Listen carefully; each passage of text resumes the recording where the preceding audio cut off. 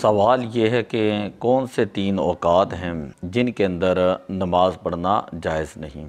تو اس کا جواب یہ ہے کہ طلوع آفتاب، جب سورج طلوع ہوں اس وقت سے لے کر 25 منٹ تک نماز پڑھنا جائز نہیں، یہ احتیاط کے طور پر وقت بتایا گیا ہے۔ اسی طرح غروب آفتاب سے 25 منٹ پہلے تک نماز پڑھنا جائز نہیں۔ دعوی کبریٰ یعنی نصف نہار جس وقت ہو تو اس وقت کوئی نماز پڑھنا جائز نہیں، یہاں تک کہ سورج زائل ہو جائے، آفتاب جو ہے وہ زائل ہو جائے۔ تو زوال آفتاب تک نصف نہار دعوی کبریٰ سے لے کر زوال آفتاب تک کوئی نماز پڑھنا جائز نہیں، نہ فرض پڑھ سکتے ہیں، نہ واجب پڑھ سکتے ہیں، نہ نفل پڑھ سکتے ہیں، نہ قضا نماز پڑھ سکتے ہیں، نہ کوئی سنت پڑھ سکتے ہیں۔ تو یہ 3 وقت جو ہے ان کے اندر کوئی نماز نہیں ہوتی۔ طلوع آفتاب سے 25 منٹ بعد تک، غروب آفتاب سے 25 منٹ پہلے تک، دعوی کبریٰ سے لے کر زوال آفتاب تک 3 اوقات کے اندر کوئی نماز جائز نہیں ہوتی۔